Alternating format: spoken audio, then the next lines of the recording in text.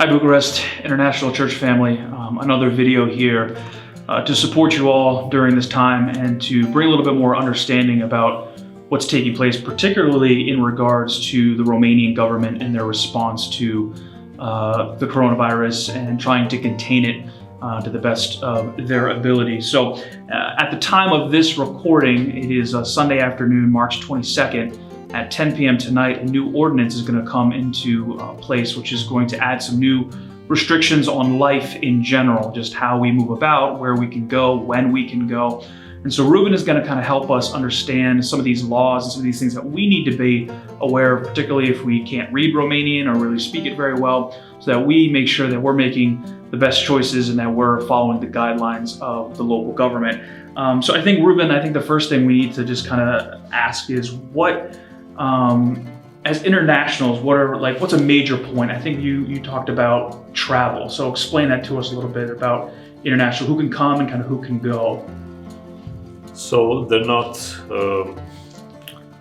very many restrictions imposed yet. It's obviously not going to be like the free movement protocols of the European Union. Now there's a bit more restriction. Basically, foreigners that have a contract, a working contract inside of Romania are allowed to come.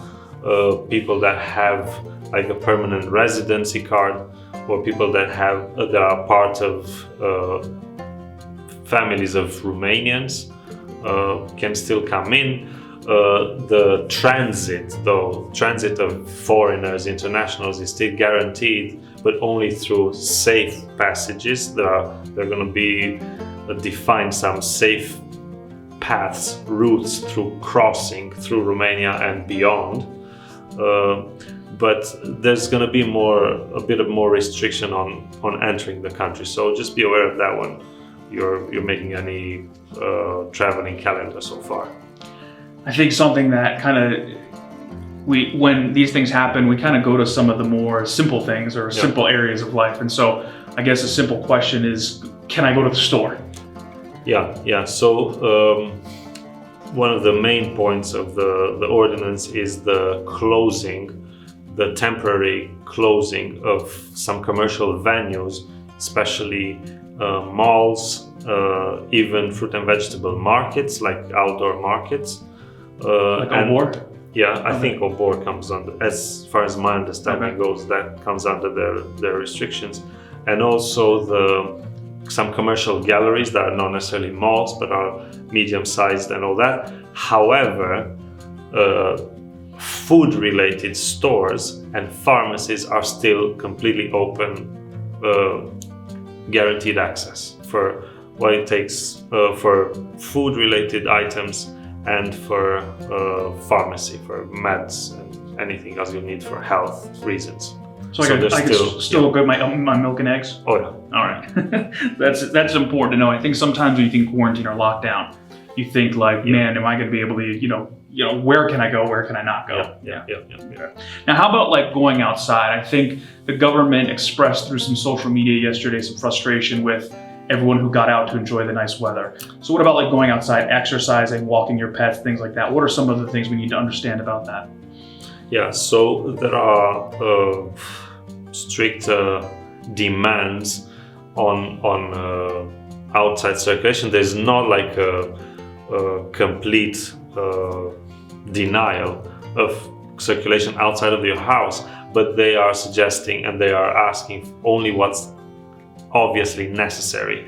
So if it's work-related circulation, provided the fact that you cannot work remotely, then you can travel in between 6 a.m. and 10 p.m. That's one big interval you need to consider, that you're allowed to go for job-related tasks, provided you cannot do them remotely.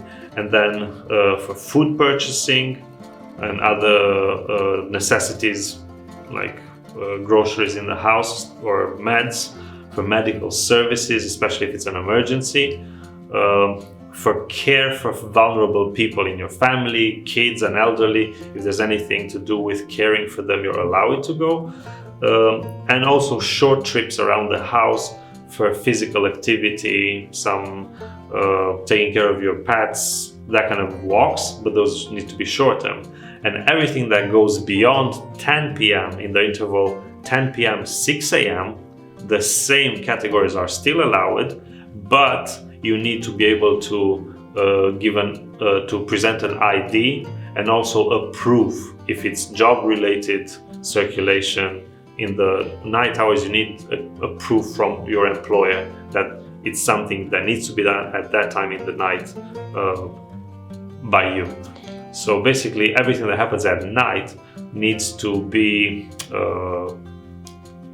with the understanding that someone might stop you on the street and ask for ID and a proof why you need to be doing that at that time in the night.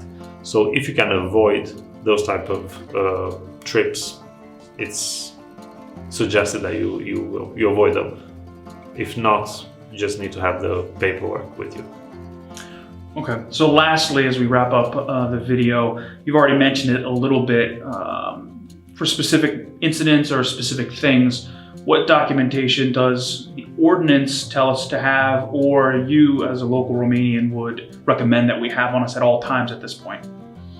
So a Romanian needs to have an ID, which is identity card. A foreigner needs to have either a passport or a residency permit, temporary long-term residency permit. That's the ID that they'll be looking for.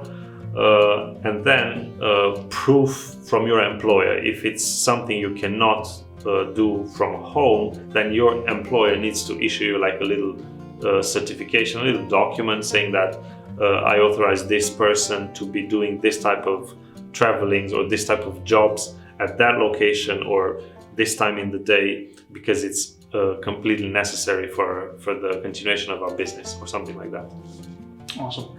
Thank you, Ruben. Appreciate that. You're That's welcome. very helpful. I know for myself, when it came out, we were trying to use Google Translate and figure out like what some of these things meant, and talking with Ruben and the other Romanian AV staff here, they were kind of helping me better understand some of the laws and the rules that we need to apply for or abide by. And so we also encourage you, feel free to reach out. You can call us, you can message us on Facebook, you can email us through the website to answer any of these questions. We obviously want to navigate this time as smoothly as possible and be responsible citizens. God bless. We'll continue to pray for you during this time. Bye-bye.